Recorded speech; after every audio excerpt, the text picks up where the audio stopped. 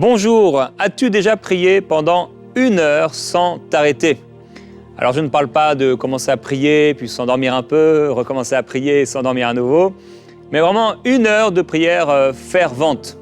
Pourquoi on voudrait prier 1 heure? À quoi ça sert de prier 1 heure? Eh bien, certainement ce qu'on peut expérimenter en quelques minutes, 15 minutes, 20 minutes, et le fait de prier 3 fois plus longtemps, on peut vivre plus de choses, se consacrer davantage. Et surtout, le fait de prier pendant 1 heure, ça nous amène à des phases, dans une dimension nouvelle. Et on peut expérimenter des choses beaucoup plus profondes quand on prie et quand on prend le temps de prier plus longtemps. Alors comme il s'agit de prier longtemps, je continuerai à prier à la fin de cette émission. Et la deuxième partie de cette émission, qui sera coupée, sera rediffusée donc à partir de demain. Demain, on aura ensemble donc 28 minutes de prière non-stop. Et je vous invite donc déjà à être là demain et à assister à ce moment de prière ensemble. Comment prier 1 heure sans s'arrêter? Alors, dans Marc, au chapitre 14, Jésus est à Gethsémané. Et donc il dit à ses disciples, « Asseyez-vous ici pendant que je prierai. » Il prit avec lui Pierre, Jacques et Jean, et il commença à être saisi d'effroi et d'angoisse. Donc, il a été avec les 11 disciples, Judas n'était pas là. Il a pris les 11 disciples et il a demandé à 8 de ses disciples de s'arrêter, de s'asseoir. Maintenant, il en prend 3 autres, Pierre, Jacques et Jean, pour aller un peu plus loin. Et ensuite, il leur dit de s'asseoir et d'attendre, de veiller, de prier, et il va seul. Là, vous voyez, on a 4 phases, 4 dimensions de la vie de prière.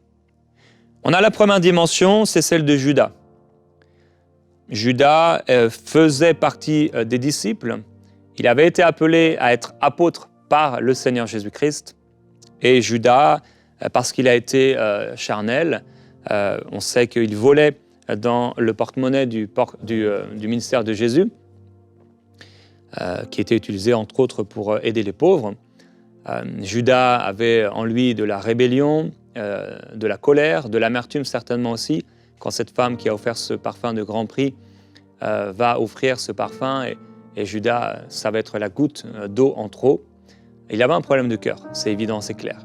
Ça, c'est la première phase, la première dimension de la vie de prière, c'est Judas et les autres, on va dire, où ce sont des gens qui peuvent prier, ce sont des gens qui peuvent faire appel à Dieu, mais ça ne va pas très loin. C'est très naturel et souvent, il y a des choses dans les cœurs qui ne sont pas très beaux d'ailleurs. Il y a une deuxième phase et c'est celle des 8 disciples. Le Seigneur Jésus les prend avec lui et il leur dit maintenant, asseyez-vous. Et c'est une image, bien sûr, d'une phase, d'une deuxième phase de notre vie de prière. Ces 8 disciples sont des serviteurs de Dieu, ils aiment Dieu, ils ont été appelés par le Seigneur les a touchés et ils ont suivi vraiment le Seigneur. Ce sont des chrétiens fidèles, on va dire, et ils vivent une vie de prière, voilà, une certaine vie de prière, une certaine dimension de grâce et de bénédiction. Maintenant, il y a une troisième phase, Pierre, Jacques et Jean. Alors Jésus va les amener avec lui et il va leur dire d'attendre. Alors il prit avec lui Pierre, Jacques et Jean, il commença à être saisi d'effroi et d'angoisse. Il leur dit, « Mon âme est triste jusqu'à la mort, restez ici et veillez. » Alors, dans la première phase, il leur a dit, la deuxième phase, asseyez-vous. Asseyez-vous. À Judas, il a dit, ce que tu as à faire, fais-le. En gros, vas-y, tu veux faire tes choses à ta manière, tu veux choisir de désobéir, j'ai mis devant toi la vie et la mort, tu choisis la mort, vas-y. C'est pas mon plan pour toi, mais si c'est ce que tu veux, vas-y. Tu veux être dans le monde, tu veux pas faire partie des disciples, je t'avais choisi, je t'avais appelé, mais tu veux faire de ta vie ce que tu veux, vas-y. Vas-y, je te laisse. Ce que tu as à faire, fais-le vite. Aux autres, il leur dit, asseyez-vous. Mais à Pierre, Jacques et Jean, il leur dit, restez ici et veillez. Ça, c'est notre étape de la prière. C'est l'étape de la prière où tu es vraiment avec Jésus. C'est l'étape de la prière où non seulement tu es avec Jésus, parce que les 8 le sont quand même avec lui, mais c'est une phase, une dimension autre, supérieure, plus élevée. Il s'agit de demeurer dans sa présence et de veiller. Veiller, c'est pas ces soirées de prière ou ces veilles de prière où à la fin tu t'endors et certains vous vous endormez à chaque fois. Et c'est une chose. Il s'agit de ne pas s'endormir. Il s'avança un peu, se jeta contre terre, et ça c'est la 4e phase. Et pria que s'il était possible, cette heure s'éloigne de lui. Il disait, Abba, Père, toutes choses te sont possibles. Éloigne de moi cette coupe, toutefois non pas ce que je veux, mais ce que tu veux. Il revint vers les disciples qu'il trouva endormis. Et il dit à Pierre, Simon, tu dors? Tu n'as pas été capable de veiller 1 heure? 1 heure. Veiller et prier, afin de ne pas entrer ou tomber en tentation. L'esprit est bien disposé, mais la chair est faible. Et il va s'éloigner de nouveau et revenir. Et il va prier les mêmes paroles à nouveau. Il va revenir avec également les mêmes paroles. Lorsqu'il revient auprès des 3 disciples, la 3e phase, l'attente n'est pas la même qu'avec les 8 autres. Et c'est à Pierre qu'il va faire un reproche. Il dit, tu n'as pas été capable de prier 1 heure? Alors je crois que à un moment ou à un autre dans notre vie avec Dieu, on devrait réussir à prier pendant 1 heure. C'est le pasteur David Yungisho qui, en recevant des hommes de l'Occident, de France et autres, des Américains, etc., était extrêmement étonné de voir qu'il n'arrivait pas à prier plus de 30 minutes. Et lui, il y avait cette montagne de prière où les gens prient, il y a de la prière 24 heures sur 24. Alors, la 4e phase, c'est Jésus. Mais dans la 3e, c'est sûr, Jésus attend de toi que tu veilles, que tu pries. Jésus cherche des fruits.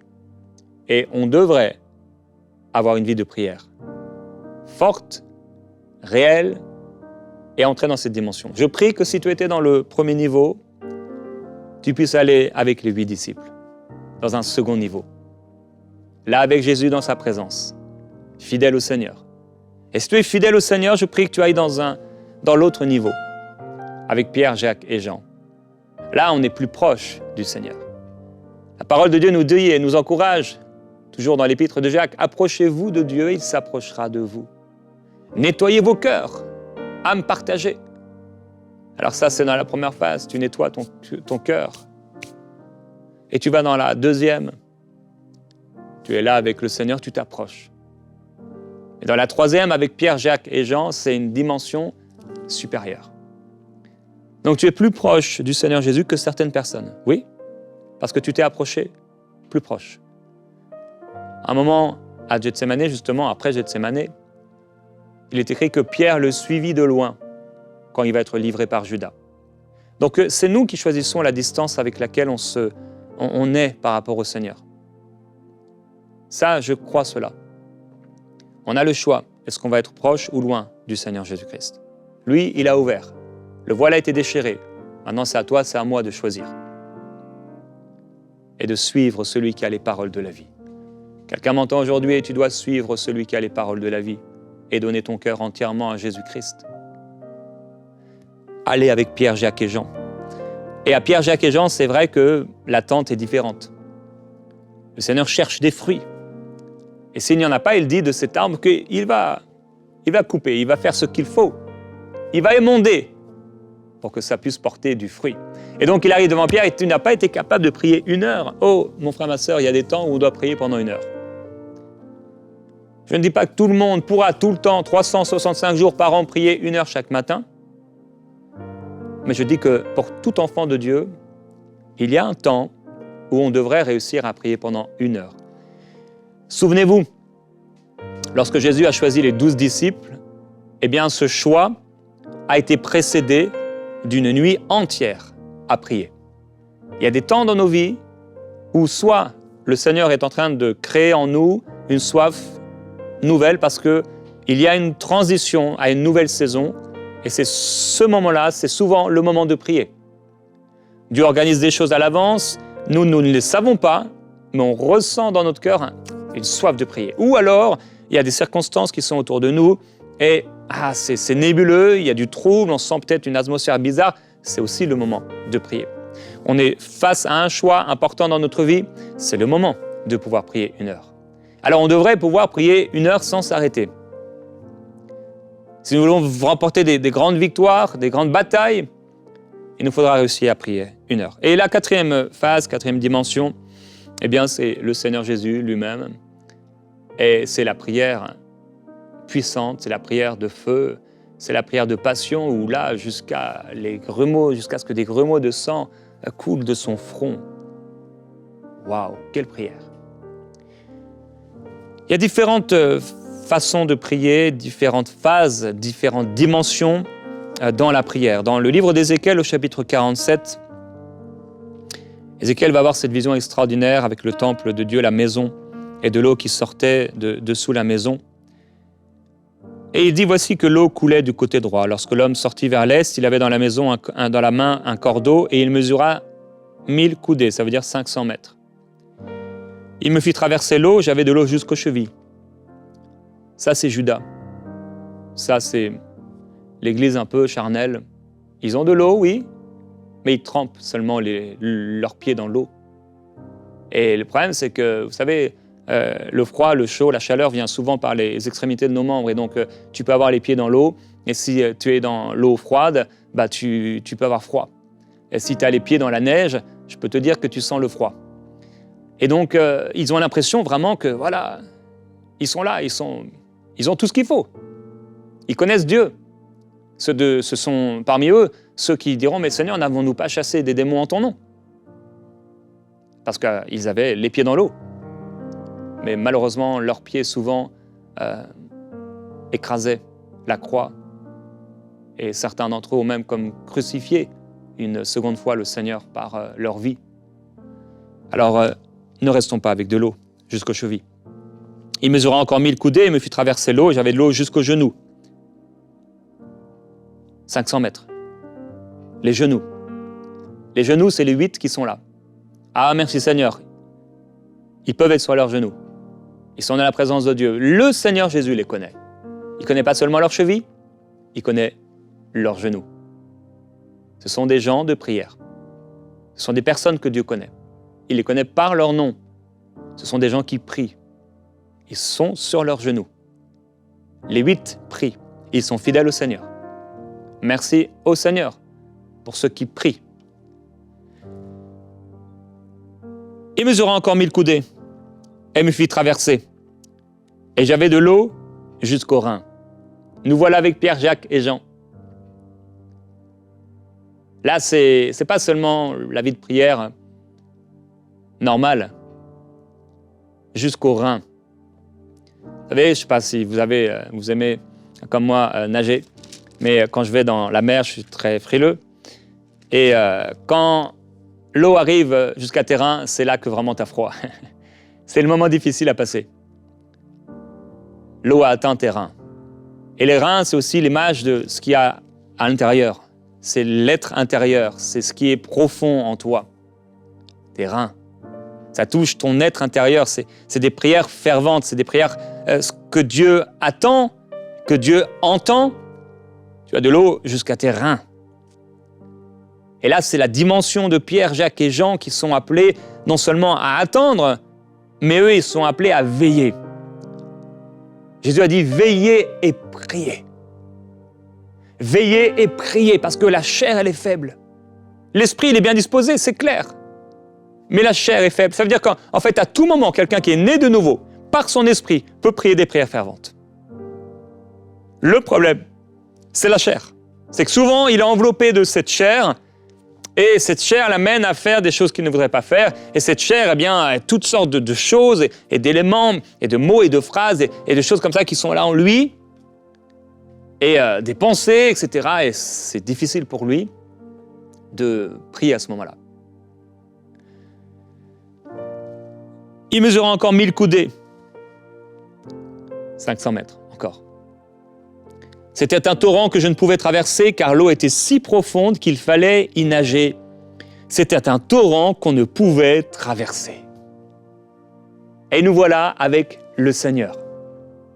Un torrent qu'on ne peut traverser. Ça veut dire, si tu vas dedans, si tu tombes dedans, tu es emporté. Mon frère, ma sœur, je veux vivre ce genre de prière. Oh, je veux vivre ce genre de prière. Où ce n'est plus moi qui contrôle, mais c'est Dieu qui contrôle. Tu es emporté par l'Esprit.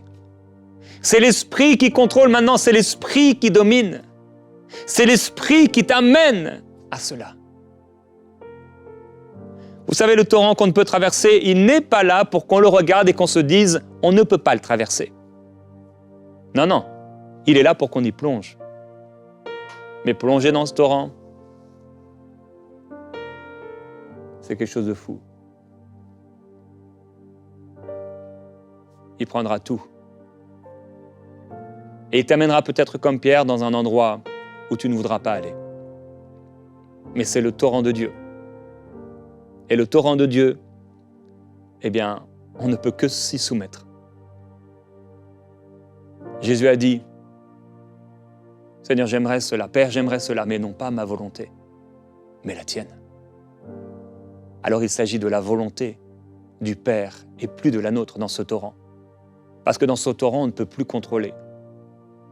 Et c'est dans ce torrent que les grumeaux de sang, la parole de Dieu nous dit, vous n'avez pas encore lutté contre le péché jusqu'au sang.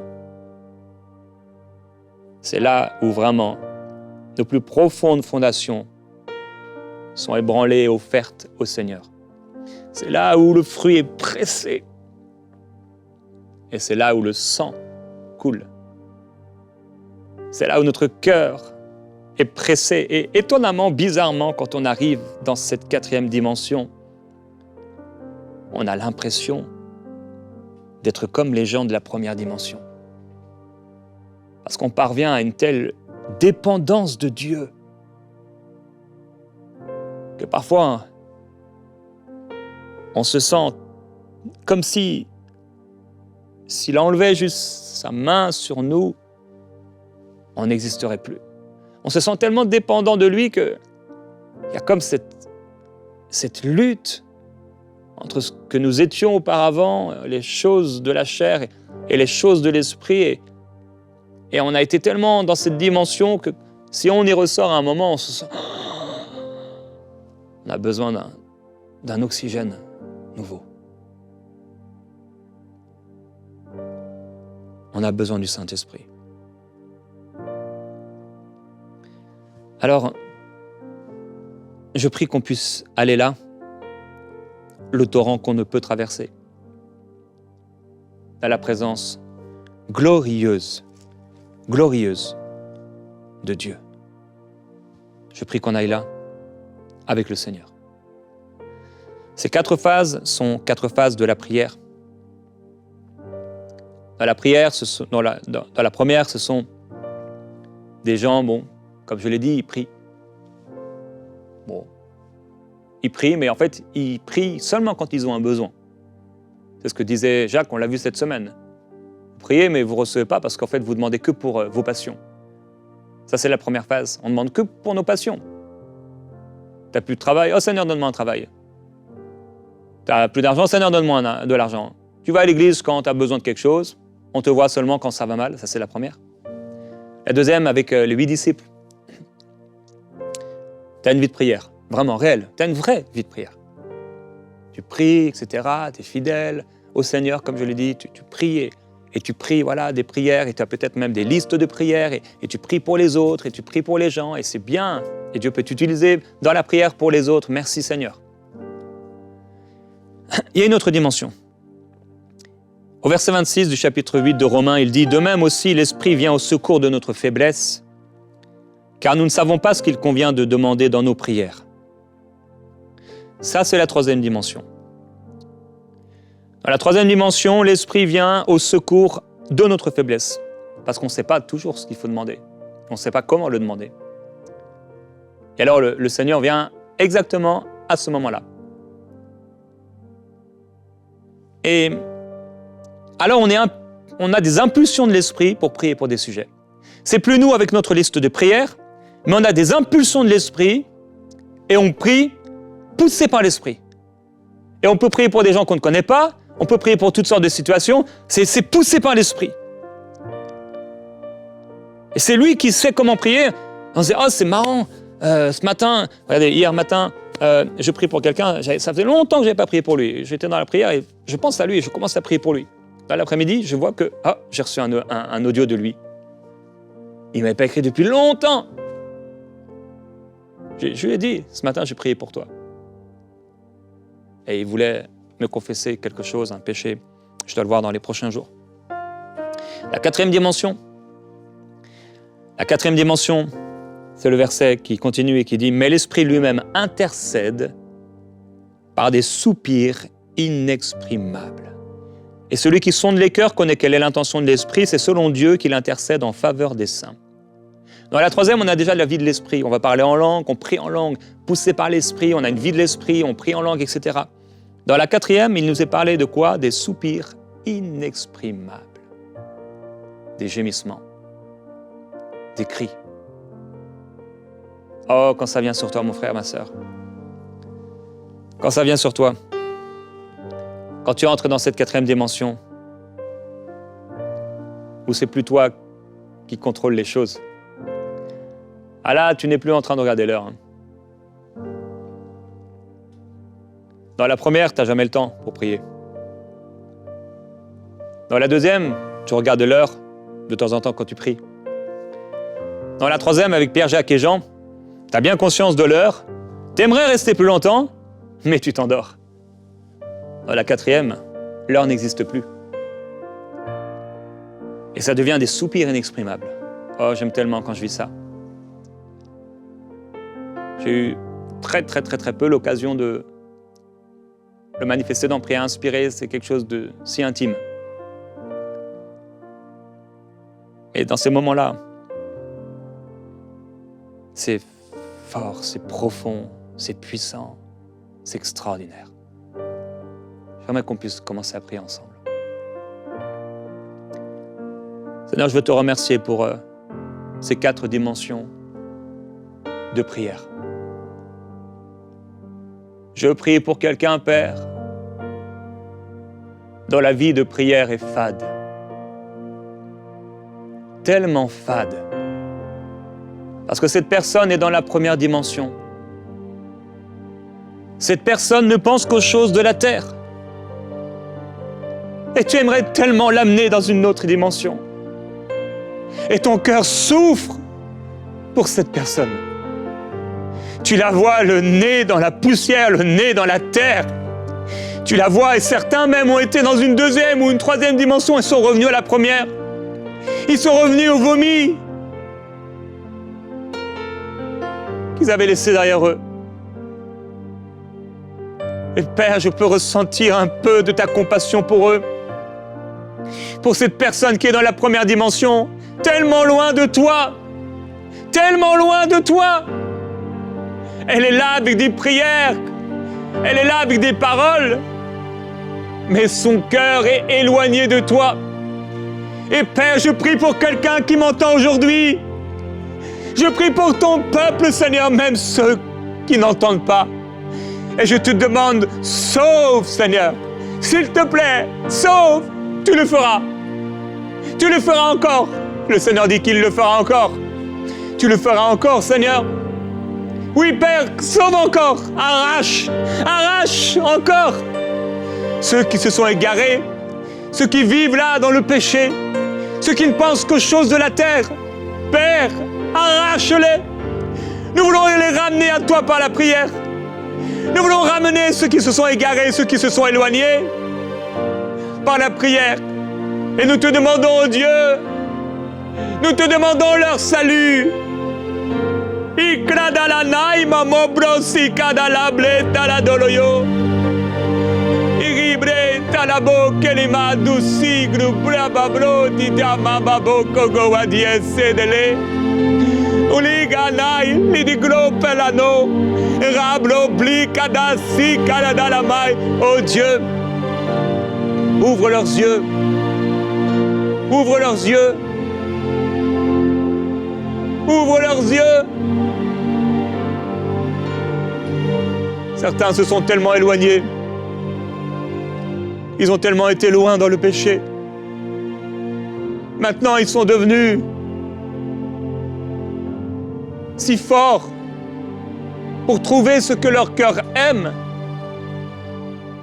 si habiles pour trouver l'amour dans ce monde. Et les voilà de relation amoureuse en relation amoureuse. Les voilà en train de boire, en train de manger, les voilà en train de se faire un veau d'or. Ils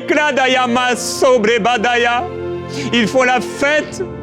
Ils font la fête. Alors que c'est pour eux le temps de gémir, le temps de pleurer. Au lieu de pleurer, ils rient. Et leur prière te déplaît. Tu n'écoutes pas leur prière parce que leur cœur est éloigné de toi. Mais Père, s'ils trouvent un ange intercesseur, tu les guériras, tu les ramèneras à toi, tu les sauveras, tu les établiras. Je prie pour eux, Père, et je te demande, s'il te plaît, viens toucher leur cœur, viens les ramener de la voie dont ils se sont égarés, ou de la voie sur laquelle ils ont toujours été, toujours marché. Ils ont marché vers l'Égypte. Ils ont marché vers l'Égypte. Ils se sont soumis à l'esprit de Pharaon. Ils ont voulu jouir des jouissances éphémères du péché. Ils veulent profiter des choses de ce monde. Ils veulent profiter de la vie. Voilà ce qu'ils disent. Je veux profiter de la vie. Oh, brasakalamai brepalayo, ilibrusiti kwanamai. Je t'en prie, Seigneur, viens s'il te plaît, les retirer de la boue du péché. Viens les retirer. Comme le fils prodigue s'éloignait, tu es capable de toucher le cœur de quelqu'un au point qu'il dise « Ah, j'étais tellement bien dans la maison de mon Père ». Nous te demandons, Seigneur, s'il te plaît, de ramener à toi ces personnes qui se sont éloignées de toi. Je t'en prie, ramène-les à toi, oh Dieu. Ramène-les à toi.